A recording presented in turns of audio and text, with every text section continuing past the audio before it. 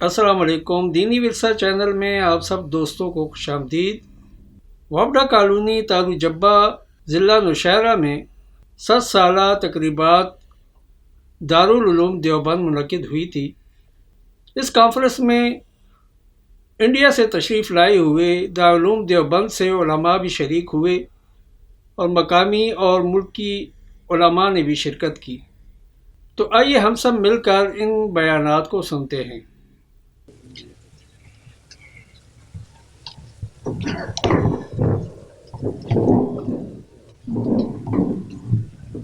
پیچھے مہمانوں کے خیمے کی بجلی بحال کریں، بجلی بند کریں۔ اب میں عرض کروں گا جامعہ قاسمیہ شاہی مراد آباد کے استاد حدیث حضرت مولانا مفتی سید محمد سلمان منصور پوری صاحب کی خدمت میں کو مائک پر تشریف لائیں اور اپنے خیالات کا اظہار فرمائیں۔ یہ مدرسہ شاہی مراد آباد وہی مدرسہ ہے جہاں پر ہم سب کے محبوب رہنما حضرت مولانا مفتی محمود صاحب رحمۃ اللہ علیہ نے کافی وقت گزارا تھا۔ میں دعوت خطاب عرض کر رہا ہوں جامعہ قاسمیہ شاہی مراد آباد کے استاذ حدیث حضرت مولانا مفتی سید محمد سلمان منصور پوری صاحب کی خدمت میں کہ مائک پر تشریف لائیں اور اپنے خیالات کا اظہار فرمائیں۔ حضرت مولانا محمد سلمان صاحب منصور پوری۔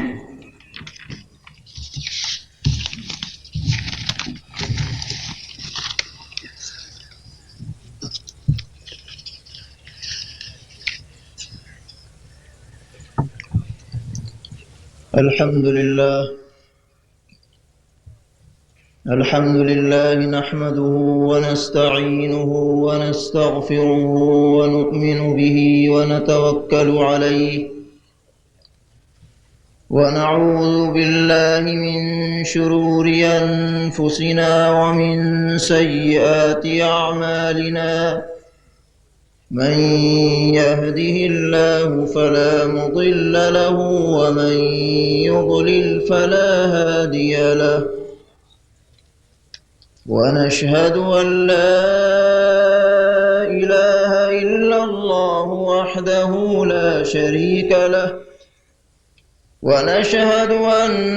سيدنا وحبيبنا وسندنا وشفيعنا وإمامنا ومولانا محمدا عبده ورسوله صلى الله تبارك وتعالى عليه وعلى آله وأصحابه وذرياته وبارك وسلم تسليما كثيرا كثيرا. أما بعد فأعوذ بالله من الشيطان الرجيم. بسم الله الرحمن الرحيم. والذين جاهدوا فينا لنهدينهم سبلنا وإن الله لمع المحسنين. صدق الله مولانا العلي العظيم. حضرات علماء کرام، مہمانان گرامی، حاضرین اجلاس، احقر کی حاضری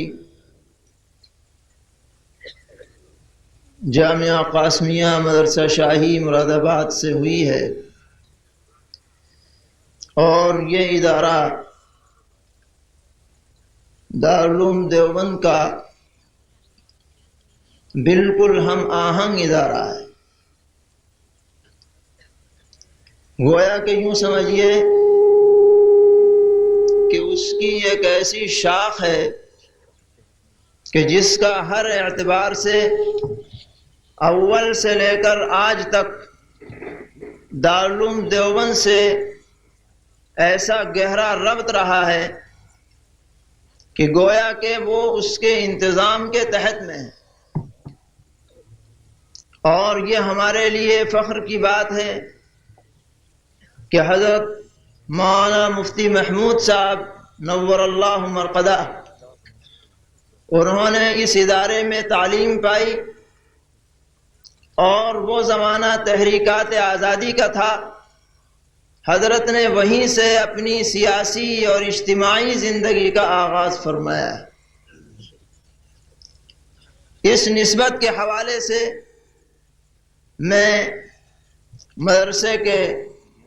تمام ذمہ داروں کی طرف سے، اساتذہ کی طرف سے، کارکنوں کی طرف سے، جمعیت علماء اسلام کے تمام ذمہ داران کو اس عظیم الشان اجلاس پر تہ دل سے مبارکباد پیش کرتا ہوں. اللہ تبارک و تعالی اس اجلاس کو صحیح معنی میں کامیابی اور کامرانی سے سرفراز فرمائے. حضرات گرامی، یہ لاکھ لوگ جو دور دراز سے مشقتیں برداشت کر کے اس عظیم اجلاس میں آئے ہیں، ان کے دلوں کے اندر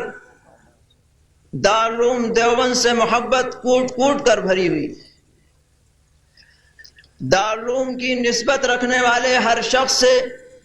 دارالعلوم کی نسبت رکھنے والے ہر کام سے، دارالعلوم کی نسبت رکھنے والی ہر تنظیم سے ان حضرات کے دلوں کے اندر جذبات محبت موجود ہیں. اور مجھے یاد آ رہی ہے ایک بات جناب رسول اللہ صلی اللہ تعالی علیہ وسلم کی، کہ ایک مرتبہ آپ نماز سے فارغ ہو کر حجرہ مبارکہ کی طرف تشریف لے جا رہے ہیں. پیچھے سے ایک دیہاتی آتا ہے اور جناب رسول اللہ صلی اللہ تعالی علیہ وسلم کو اپنی طرف متوجہ کر کے آپ کے عشاق کے لیے انتہائی عظیم خوشخبری ہے. فرمایا المرء مع من احب، انسان کا حشر اسی کے ساتھ ہوگا جس سے اس کو محبت ہے. لہذا جب تجھے اللہ کے رسول سے محبت ہے تو قیامت کے دن تیرا حشر بھی اللہ کے رسول کے ساتھ ہوگا. سیدنا حضرت انس رضی اللہ تعالی عنہ فرماتے ہیں کہ ہمیں اسلام لانے کے بعد کسی جملے سے اتنی زیادہ خوشی نہیں ہوئی جتنی پیغمبر علیہ السلام کے اس ارشاد سے خوشی ہوئی. میرے بھائیوں، اس حدیث اور اس جملے کے حوالے سے مجھے یقین ہے اللہ کی ذات پر کہ میدان محشر میں جب حجت الاسلام حضرت نانوتوی رحمت اللہ علیہ اور امام ربانی قطب عالم حضرت مولانا رشید احمد گنگوہی رحمت اللہ علیہ اور شیخ الہند حضرت مولانا محمود حسن صاحب رحمت اللہ علیہ اور مجدد الملہ حضرت مولانا حکیم الامت مولانا اشرف علی رحمت اللہ علیہ اور شیخ الاسلام حضرت مولانا سید حسین احمد مدنی رحمت اللہ علیہ کا جب قافلہ چلے گا اور ان کا جھنڈا چلے گا تو جو حضرات بھی ان سے اس بنیاد پہ محبت رکھتے ہیں کہ یہ متبع سنت ہے، متبع شریعت ہے، محافظ شریعت ہے، حق کو وعدے کرنے والے اور باطل کو ختم کرنے والے ہیں، اللہ نے چاہا تو سب محبت کرنے والے اسی جنت والے قافلے میں شامل ہوں گے. اس لیے کہ پیغمبر کا ارشاد ہے المرء مع من احب. مجھے اس وقت مختصر وقت میں حضرت شیخ الہند مولانا محمود حسن صاحب دیوبندی نور اللہ مرقدہ کے سلسلے میں چند باتیں گوش گزار کرنی. اس پورے علاقے کا تعلق خاص طور پر حضرت شیخ الہند رحمت اللہ علیہ کے ساتھ رہا. شیخ الہند رحمت اللہ علیہ کی شخصیت ایک بہتے چشمے کے مانند ہے. آپ کی زندگی کوئی ایسی معمولی نہیں ہے کہ صرف ایک پہلو کے اوپر روشنی ڈالی جائے. آپ نے جہاں مدارس کا جال پھیلایا، آپ کے شاگردوں کے ذریعے سے دعوت و تبلیغ کا سلسلہ پھیلا، اسی طرح آپ نے سر بکت ہو کر کے میدان جہاد میں بھی قدم رکھا ہے. اور لوگ حیران ہیں کہ دیوبند کی بستی میں چٹائیوں پر پڑھانے والا اور سادگی کے ساتھ زندگی گزارنے والا ایسی عظیم تحریک کی قیادت کرتا ہے کہ انگریز جیسا شاطر حکمراں بھی انگلیوں تلے اپنے دانتوں تلے انگلیاں دبا لیتا ہے۔ سیدنا حضرت شیخ الہند رحمۃ اللہ علیہ کی تحریک شیخ الہند، جسے تحریک ریشمی رومال بھی کہا جاتا ہے، یہ بر صغیر کی تاریخ کا، اسلامی تاریخ کا ایک عظیم واقعہ، اور اس تحریک سے یہ معلوم ہوتا ہے کہ دارالعلوم دیوبند کے قیام کا مقصد صرف پڑھنا پڑھانا ہی نہیں تھا، بلکہ سب سے بڑا مقصد اس پورے علاقے کے اندر اسلام اور مسلمانوں کا تحفظ اور ان کی بقا کا تھا۔ چنانچہ دارالعلوم کے قیام کے صرف 10 سال کے بعد حضرت شیخ الہند رحمۃ اللہ علیہ اور ان کے رفقا نے ایک انجمن ثمرۃ التربیت کے نام سے قائم کی، جس کا عنوان اگرچہ یہ تھا کہ دارالعلوم کے لیے فضا بنائی جائے گی مالی تعاون کی، لیکن حقیقت میں یہ ایک پلان تھا، منصوبہ تھا جگہ جگہ اپنے افراد کی تیاری کا۔ چنانچہ یہ تحریک 30 سال تک خفیہ طریقے پر جاری رہی، اور حضرت شیخ الہند رحمۃ اللہ علیہ کے جو شاگرد خاص طور پر آزاد قبائل سے، افغانستان سے اور ملک کے دیگر علاقوں سے پڑھنے کے لیے آتے تھے، حضرت شیخ الہند رحمۃ اللہ علیہ ان کی ذہن سازی کرتے اور ان کو ایک پیغام دے کر کے بھیجتے تھے کہ اپنے اپنے علاقوں میں جا کر کے کام کرنا، اور جب موقع آئے گا تو تم سب کو منظم کیا جائے گا۔ 30 سال کے بعد اس تحریک نے کروٹ لی اور ایک نئی جماعت جمعیت الانصار کے نام سے قائم کی گئی۔ اس جماعت کے تعارف کے لیے دارالعلوم دیوبند کا عظیم الشان دستار بندی کا جلسہ منعقد ہوا، جس میں اس زمانے کے اعتبار سے جبکہ اسباب وسائل نقل و حمل کے نہیں تھے، 30,000 افراد نے شرکت کی، جو تاریخ کا ایک عظیم واقعہ تھا۔ اس جمعیت الانصار کے مختلف اجلاس ہوئے، جس میں مراد آباد کا اجلاس پہلا، پھر میرٹھ میں ہوا، پھر شملہ میں ہوا۔ میرٹھ کے اجلاس کی صدارت حضرت حکیم الامت رحمۃ اللہ علیہ نے فرمائی، اور شملہ کے اجلاس میں جہاں ملک کے دیگر اکابر علماء موجود تھے، افغانستان کے شیخ الاسلام نے بھی اس اجلاس میں شرکت کی ہے۔ لیکن یہ سرگرمیاں دارالعلوم دیوبند کے اوپر اثر انداز ہونے لگی، اس لیے حضرت شیخ الہند رحمۃ اللہ علیہ نے حضرت مولانا عبید اللہ سندھی رحمۃ اللہ علیہ کو، جن کو جمعیت الانصار کا ذمہ دار بنایا گیا تھا، جگہ بدلنے کا حکم دے دیا، اور یہ کہا کہ اب تم دہلی میں رہ کر کے کام کرو۔ چنانچہ دہلی میں ایک ادارہ نظارۃ المعارف القرآنیہ کے نام سے قائم کیا گیا۔ اس ادارے کی سرگرمیاں جاری رہیں، اور حضرت مولانا محمد میاں صاحب رحمۃ اللہ علیہ نے لکھا کہ دیکھنے میں تو یہ ادارہ تھا، لیکن یہ در حقیقت جو مجاہدین حریت تھے ان کے مل بیٹھنے کی جگہ تھی۔ یہاں مشورے ہوتے تھے، پلان بنتے تھے، منصوبے بنائے جاتے، اور حضرت شیخ الہند رحمۃ اللہ علیہ کا پلان یہ تھا کہ ملک میں مختلف مراکز قائم کر کے ایک تاریخ کے اندر پورے ملک کے اندر بغاوت کر دی جائے، تاکہ یہ انگریز جو ہندوستان پر قابض ہے اور جس کی وجہ سے بڑے بڑے اسلامی ممالک بھی اس کے قبضے میں ہیں، کسی طرح اس کا قبضہ یہاں سے نکلے۔ لیکن اسی درمیان میں 1914 میں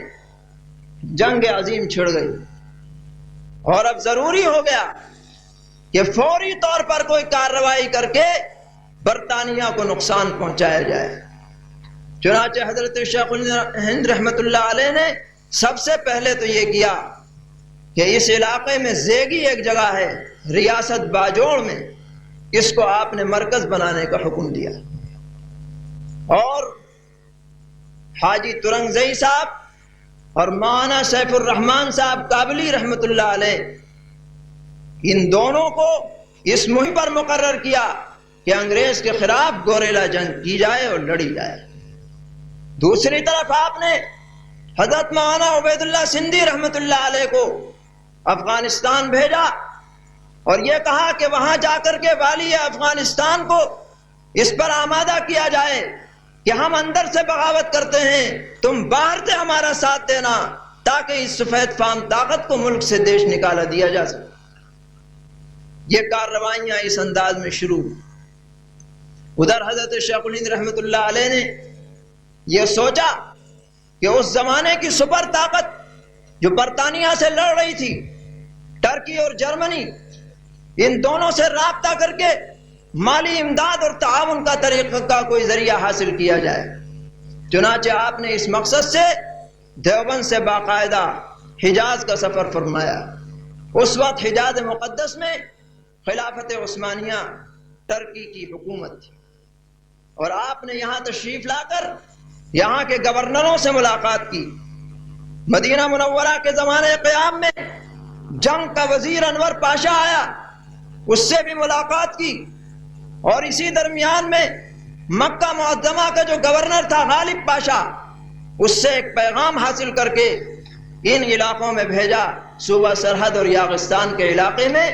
تاکہ یہاں کے لوگوں کو جہاد پر آمادہ کیا جا سکے۔ چنانچہ یہاں پر جہاد کی تیاریاں زور و شور سے شروع ہو رہی ہیں، اور لوگوں کے اندر ایک ولولہ اور جوش ہے کہ اسلام کی بقا کے لیے سب کچھ کر گزرنے کے لیے ہم تیار رہیں۔ لیکن انسان تدبیریں کرتا ہے اور تدبیر پر تقدیر غالب آیا کرتی ہے۔ کچھ صورتحال ایسی بنی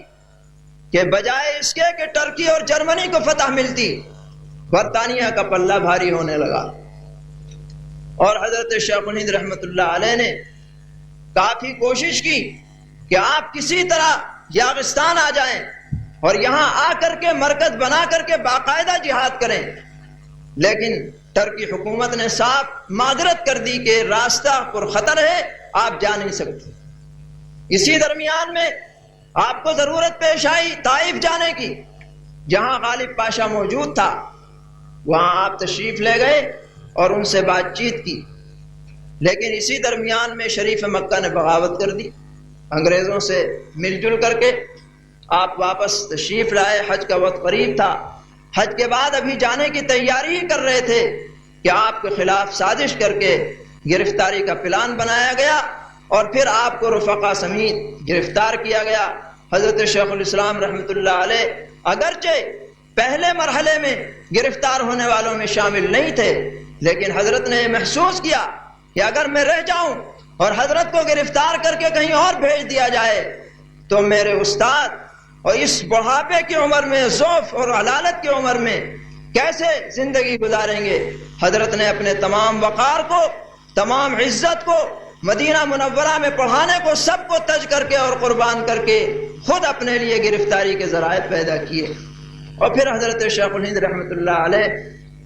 تقریباً 3 سال 4 ماہ اپنے رفقا کے ساتھ مالٹا کے اندر قید رہے۔ اسی درمیان میں ابھی آپ کی گرفتاری عمل میں نہیں آئی تھی، آپ طائف میں تھے کہ یہ تحریک کا پورا جو نظام بنا تھا، جنود ربانیہ، حزب اللہ، حکومت موقتہ، اس کا راز فاش ہو جاتا ہے،